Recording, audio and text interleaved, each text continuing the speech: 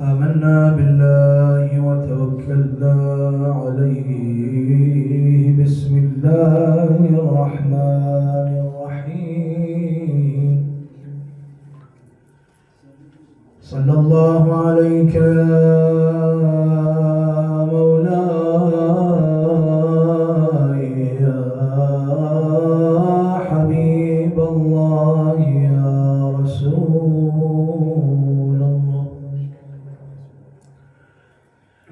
صلى الله عليك وعلى أهل بيتك الميامين المظلومين. صلى الله عليك يا مولاي وابن مولاي يا أبا عبد الله. يا رحمة الله الواسعة ويا باب نجاة الأمة، ما خاب ما ندم ما خسر من تمسك بكم، وندم وخسر وخاب من عاداكم. طبتم وطابت الأرض التي فيها دفنتم وفزتم، فيا ليتنا كنا معكم فنفوز فوزا عظيما.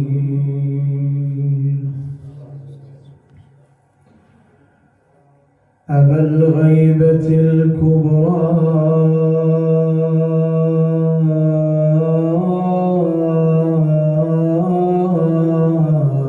أطلت غيابا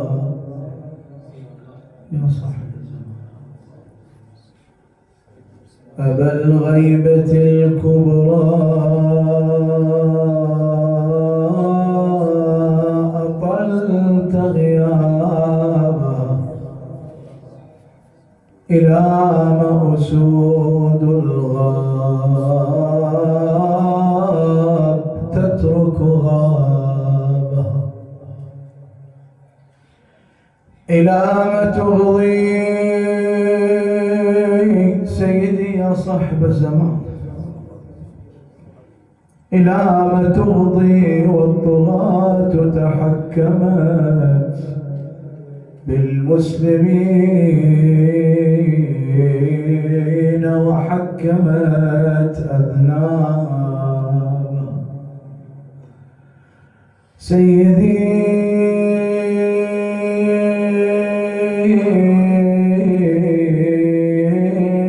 أتستطيع صبرا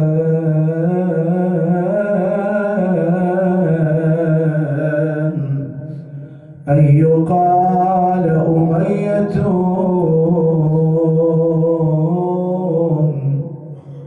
داست على صدر الحسين، داست على صدر الحسين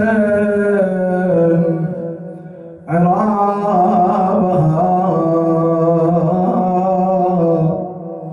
سيدي أتستطيع صبرا أوقفوا فتياتكم لدى ابن زياد، لدى ابن زياد إذ أماط حجابها.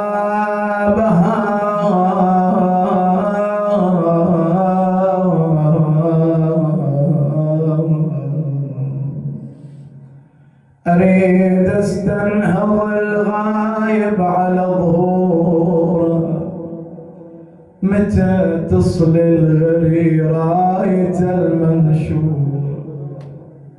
يا الله الفرج يا رب. أريد استنهض الغايب على ظهوره، متى تصل الغريراية المنشور. متى تصل الغري وتجبل على الكوفة، متى سيافك تسل وفعلك نشوف. إلك يا ابن النبي ثارات ثارات ثارات موصوف، إلك عدال وميد مهدورة، إلك مهدور يا مولاي جمديا بديا، إلك والله الفخر شيفت غمض لك عين بالطف 71 غير حسين، ليش دمومهم لليوم مغدورة مغدورة يا ابو صالح يا مولاي، مغدورة يا ابو صالح ولا تهتم، واهلك بتشتل خلصوا غير اللي سقوا بالسام، جسم حسين جدك غسلوا بالدم، عالي وظل 3 أيام كافور، مولاي كافور التراب وظل 3 أيام، وانت شلون مخفي وما تشد حزام، تنسى مخدرات الغربة والشام، فوق الهزل ولا يزيد ميسور، قالت لو انك يا اخويا تشوف حالي حالي حالي، انا حالي الغريب بغير والي، يا ويلي ويلي انا توني ذكرت عز ودلالي دلالي دلالي، من قوض ذيك اللي امالي، يا وسفه يا وسفه بيت وصفه من الزلم خالي، يا بيت وصفه من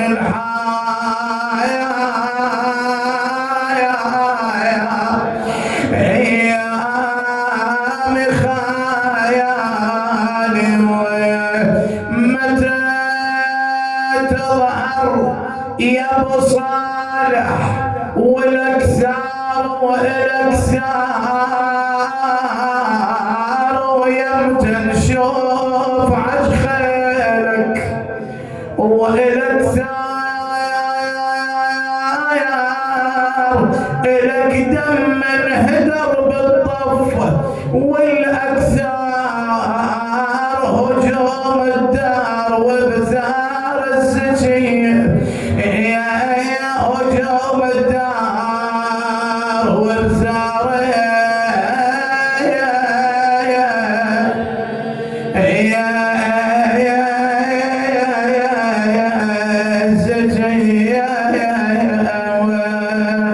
إنا لله وإنا إليه راجعون.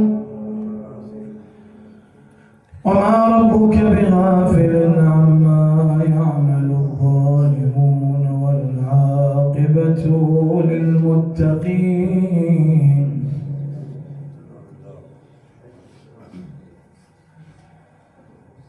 بسم الله الرحمن الرحيم.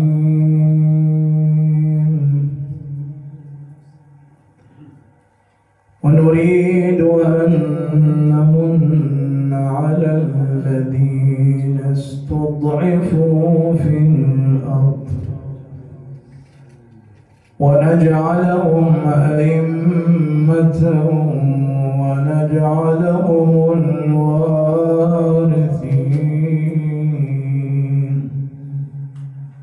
ونمكن لهم في الأرض ونري فرعون وهامان وجنودهما منهم ما كانوا يحذرون.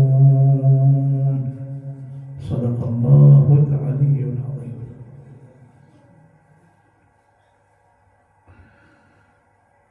عقيدتنا بالإمام المهدي سلام الله عليه عقيدة متجذرة في أصل العقيدة، ولسنا فقط الذين نؤمن بوجوده وبظهوره، وإنما جميع الملل وكل الديانات تؤمن بوجود مصلح يصلح ما فسد في الأرض، لكن على اختلاف في التفاصيل. يعني مثلا أبناء العامة يقولون سيولد في آخر الزمان، عندهم المهم أنه أكو فكرة وجود الإمام وسيظهر في آخر الزمان موجودة، حتى عندهم علامات، عندهم دلالات، لكن لا يؤمنون بأنه مولود. كذلك عندنا اليهود والنصارى أيضا عندهم هذا الاعتقاد موجود عندهم في كتبهم، ومن أراد فليراجع عفوا تفصيلا. أما عقيدتنا أن الله تعالى لا يخلي الأرض من حجة. شاء الله سبحانه وتعالى أن لكل زمان إمام، ومن مات ولم يعرف إمام زمانه مات ميتة جاهلية، ولو خليت قلبت. وأيضا حسب روايات أهل البيت عليهم السلام بأن الإمام سلام الله عليه مولود في سنة 255 من الهجرة، وغاب الغيبة الصغرى سنة 260 من الهجرة، وظهر بعد 70 عاما، ثم شكل النواب الأربعة وأمر بموضوع الاجتهاد والسير خلف العلماء حتى يظهر الله أمره بأمره سبحانه وتعالى، ولا زال في الغيبة ونحن نترقب ظهوره. أحداث الساحة العالمية، الكثير منكم الآن عندما بدأت الحديث 100% هناك في قلبه شيء، يعني حسب ما جرى في الآونة الأخيرة من مقتل سماحة السيد علي الخامنئي رضوان الله عليه، حامي التشيع. حقيقة حامي التشيع مو كلمة عادية. هذول إسرائيل وأمريكا شنو تتصور؟ شو يريدون؟ أول ما أجوا للعراق على أساس أنه يدورون على الأسلحة، أسلحة الدمار الشامل، صدق الحكي؟ زين، عبروا على سوريا وهددوا العالم بداعش، وخلقوا هاي الفتن بين الشعوب، ووضعوا أيضا الفتن بين اعتقادات المسلمين حتى يكون التناحر والتصارع ما بين السنة والشيعة، واليوم كهذا، حتى يفرقوا فيسددوا ويسيطروا. ثم توجهوا إلى لبنان ومصر، والآن بعد ما سيطروا على الخليج والدول يريدون يوصلون إلى البوابة الأخيرة للهيمنة بحجة وجود أسلحة دمار شامل وقنابل ذرية ما إلى ذلك في إيران. لو تجي تطالع حسب الأخبار والتسجيلات الخطب مالتهم والمؤتمرات مالتهم وإذاعاتهم وتحليلات المحللين، ماكو هذا الحكي، عندهم غاية أكبر. اليوم كنت طالع خطاب هذا اللعين ترامب، يسأل هذا المذيع يقول له شنو غايتكم؟ يقول له هاي الطبلة هذا الميز، يعني حسب كلامنا احنا هذا الميز هذا العالم، وهاي النقطة هاي إسرائيل.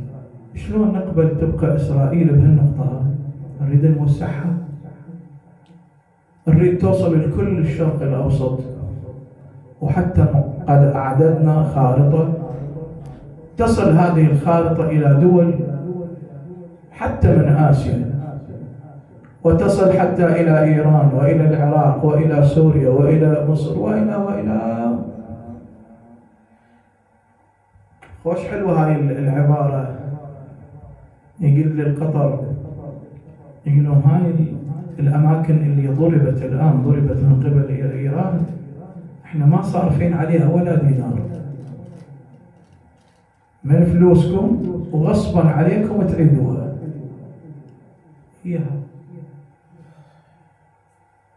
الناظر لموضوع إسرائيل وأمريكا يكتشف بأن الموضوع بدأ يتعجل، وظهور الإمام إن شاء الله نحو البيان، نحو الظهور، نحو الإعلان إن شاء الله. ونحن إن شاء الله أنا وأنتم نسأل الله ذلك، نسمع الصيحة بالحق. ظهر قائم آل محمد فانصروه، يا رب أرنا الطلعة الرشيدة والغرة الحميدة، يا ربي أكحل نواظرنا برؤيته، اللهم آمين يا رب يا رب. هالإمكانيات اللي عند أمريكا وإسرائيل كلها تنتهي تروح، بل عندنا روايات أن العرب سيجتمعون، وأن المسيح سيجتمعون مع العرب إذا ظهر عيسى بن مريم ويصلي خلف الإمام. هاي روايات. فيؤمن المسيحيون بصدق دعوة الإمام فيتبعونه، ويخرج الشيطان من تلك الحفرة ويخسف الله بهم بيداه، وتنتهي صفحة الباطل، وتأتي الآية ونريد أن نمن على الذين استضعفوا في الأرض ونجعلهم أئمة ونجعلهم الوارثين ونمكن لهم في الأرض. الرسول لحد الآن ما متمكن من الأرض ولا حتى في زمانه وأيامه، إنما فقط لشبه الجزيرة العربية. الأرض كلها تصير تحت أمرة الإمام صاحب الزمان. تدرون إذا ظهر الإمام شو يصير؟ إحنا هاي حسرتنا وحرقة قلوبنا ودموعنا على السيد علي رحمة الله عليه، على السيد حسن نصر الله، على قاسم سليماني، أبو مهدي المهندس عفوا، وكل الشهداء واللي ضحوا. كون نجسدها فعل، نتكاتف بيناتنا، صار عندنا تكاتف، صار عندنا شوية على الأقل نصبر نتحمل. المشكلة أن الروايات إن شاء الله تجينا، أنا راح أبينها إن شاء الله في الليالي القادمة، خاصة ليلة غد إن شاء الله والليالي اللي بعدها. يعني لو تقرون الروايات في أحداث ما قبل الظهور، كيف أن الناس يكونوا كغابة يأكل القوي منهم الضعيف، يتناحرون يتمزقون يتفرقون. الله بالقرآن الكريم يقول ونجعلهم شيعا. شيعا شنو؟ يعني متفرقين، وهذا اللي جاي يصير الآن. يظهر الإمام إن شاء الله ويملأ الأرض قسطا وعدلا بعدما ملئت ظلما وجورا. النبي صلى الله عليه وآله يقول لو لم يبق من الدنيا إلا يوم واحد لطول الله ذلك يوم حتى يظهر في قائمنا. اللهم نسألك الفرج، عجل بفرج إمامنا. لكن تعجيل الفرج يحتاج إلى تهيؤ، يحتاج إلى توبة، يحتاج إلى استغفار، يحتاج إلى انتظار، استعداد، أن نستعد للإمام ولأوامره سلام الله عليه. يظهر في مكة ويخطب بين الركن والمقام متوجها إلى أرض العراق، ويأتي إلى قبر المولى أبي عبد الله، يجي للحسين: أين الطالب بذحول الأنبياء وأبناء الأنبياء؟ أين الطالب بدم المقتول بكربلاء؟ هذا واحد يقول كنت في ضريح الإمام الحسين سلام الله عليه وأبكي، أقول يا رب ليمتى يطلع الإمام وياخذ ثار الحسين وياخذ ثار زينب وتصير عندنا فرحة بشوفته ويخلصنا من هالظلم وتصير عندنا فتح حالة من الإيمان، جنة الدنيا وجنة الآخرة. وش قد ناس تتأمل، ماتت ناس، ماتت ملايين البشر ماتوا وهم ينتظرون يا صاحب الزمان. لكن عندنا اعتقاد: اللهم إن أمتني قبل ظهوره فأخرجني من قبري مبتزرا كفن. يقول أنا قلت خلي أوقف، يقول بين الباب الأول والضريح صار أمامي، قمت أبكي أبكي أبكي، غمضت عيوني، حسيت بأن أكو كف إجت على كتفي، قلت يا الله هذا صاحب الزمان ماكو غيره، يا أنا رجال جاي وحدي، يا هو اللي خلى إيده على كتفي. يقول التفتت ما لقيت واحد، الإمام موجود بيناتنا يا إخوان، موجود. غيبته ليست غيبة شخصية، إنما هي غيبة هوية كما يقول العلماء، يعني لا نعرفه. كم من الناس عندما يرون الإمام كل يقول لقد رأيته، شايف مر علي الصورة هاي، الوجه هذا، إما رأيته في الحرم، حرم مكة، لو رأيته بين العباس والحسين، أو رأيته بكذا عزاء، أو رأيته بكذا تشييع، أو رأيته لازم شيء. أحد العلماء يقول راح للشيخ الأنصاري في زمانه، قال له شيخنا أريد أشوف الإمام صاحب الزمان. قال له أبويا أنت تريد تشوف الإمام؟ قال له عليك أن تصلي، أن تصلي وكذا، مكان 40 يوم هناك بساعة مرة بالغيبة. يقول رحت بقيت هناك 40 يوم، عمي زين وعنده صبر، ايش قد هذا عنده جهاد النفس، هذا 40 يوم هناك ويتحمل وبس يريد يشوف الإمام. يقول وانا ساجد وحسيت بأنه واحد وقف على راسي، قلت يا الله، الله استجاب دعائي والإمام يجي يشوفني واشوفه. يقول شلت راسي، لقيت روحي برا، خارج الغيبة، برا بصحن الإمام العسكري، جابني جنان الجو. يقول قلت للشيخ الأنصاري، قال لي بعدك لم تتهيأ، بعدك تريدك وقت. أكو ناس على بساطتها شافوا الإمام، هذا الحمال، هذا الحطاب، هذا الشاعر، هذا علماء ما شافوا، لكن عندنا علماء شافوا الإمام. أنا شفت تقرير لمن يتكلم عن السيد علي رحمة الله عليه، يقول أحسست بأن الأوامر لا تنطلق من لساني، إنما هي من صاحب الزمان. وحتى إحنا نقول حتى في قضية الفتوى الله يسدد من خلال الإمام. الملائكة عليه من تنزل، تنزل الملائكة يعني تتنزل الملائكة، تنزل الملائكة والروح، يعني الملائكة في كل عام تنزل، فعل مضارع مستمر. على من تنزل؟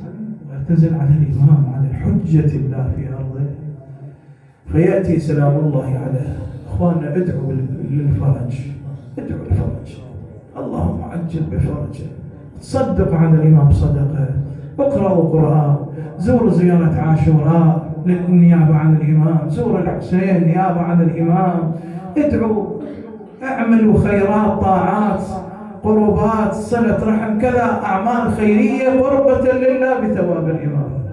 احنا بنروح للعمرة، هواي ناس يسوي العمرة الثانية النيابية، أول مرة يسويها لنفسه، الثانية يابا أقل يلا أنت جاي المن، يقول لصاحب الزمان. ايش حلات واحد يفكر بصاحب الزمان؟ من بين الذين رأوا صاحب الزمان السيد حيدر الحلي رحمة الله عليه، يقول شان يكتب قصيدة كل عام، يكتب القصيدة ويقرأها بضريح الحسين عليه السلام. يقول ذاك اليوم شفت أعرابي إجا أقبل علي، قال لي أتمشى وياك إلى أن نوصل للحسين سلام الله على الحسين. قال لي يا سيد حيدر، أريدك أن تقرأ لي قصيدتك التي كتبتها ليلة البارحة. قلت له يا قصيدة، يا قصيدة. يقول انفتح قلبي إلى رأسا بدين. يقول القصيدة أصلا ما مطلع عليها واحد، لم أطلع عليها أحد. بديت أقرأ ما التصبر بانتظارك أيها المحيي الشريعة، أترى تجيء فجيعة بأمض من تلك حيث الحسين على الثرى خيل العدا طحن الظلوم، ورضيعه بدم الوريد مخضب يا سيدي. يقول رأيت صاحب الزمان يبكي ويقول كفى كفى يا سيد حيدر، لقد أبكيت صاحب الزمان فغاب عني. أقول له سيدي سيدي، كأني بك ودأت إلى ضريح أبي عبد الله، تخرج رضيع الحسين ينادي يا أمة محمد، ما ذنب هذا الرضيع حتى يذبح من الوريد إلى الوريد؟ مو يجن إلى الغايب أشوف عين يظهر صارمة يعتني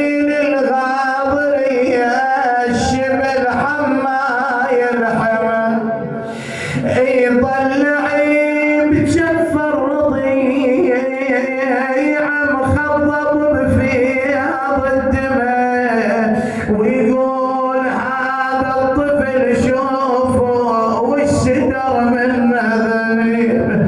إذا كان الإمام صاحب الزمان متأثر بالرضيع على طول المدة ما بين مقتل الرضيع وما بين ظهوره، إذا شلون بذيك اللحظة بذيك الساعة لما قتل رضيع الحسين والوالد يحمل الرضيع، وضع الحسين يده تحت الدم، ألقاها إلى السماء، لم تسقط منها قطرة إلى الأرض.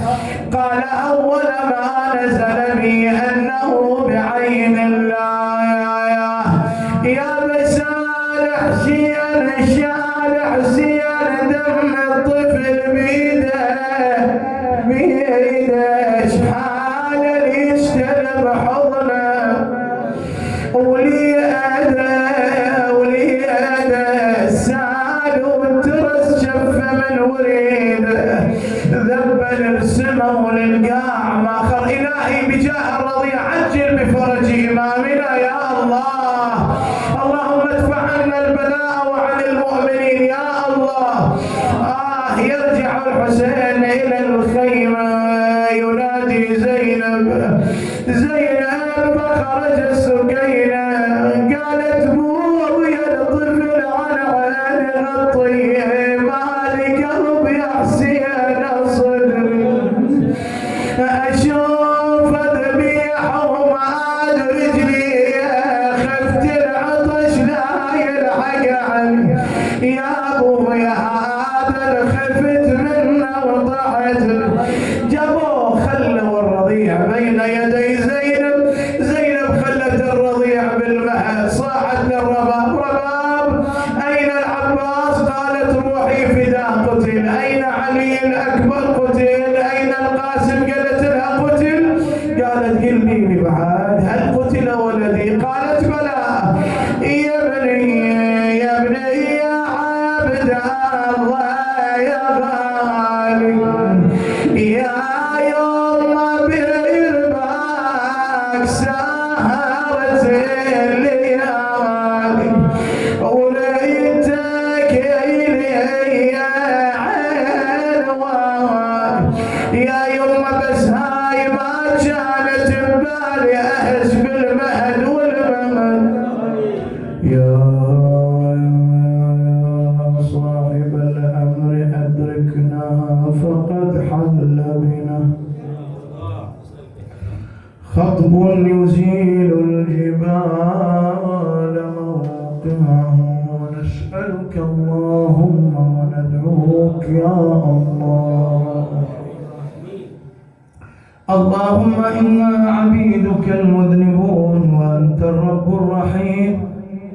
اللهم إنا ننادي يا لثارات الحسين يا لثارات الحسين عجل بفرج إمامنا واجعلنا من أنصاره والشهداء بين يديه. اللهم هب لنا رأفته ورحمته ودعاءه وخيره. اللهم إنا نرغب إليك في دولة كريمة تعز بها الإسلام وأهله وتذل بها النفاق وأهله وتجعلنا فيها من الدعاة إلى طاعتك والقادة إلى سبيلك وترزقنا بها كرامة الدنيا والآخرة. اللهم ارحم أموات كل الحاضرين والسامعين والمؤسسين والشهداء ومن مات على حب محمد وآله وفي سبيل مذهب أمير المؤمنين وحب الإسلام وإلى روح السيد علي رحمة الله عليه وجميع الشهداء. رحم الله من يقرأ الفاتحة مع الصلاة. صل على محمد وآل محمد. اللهم صل على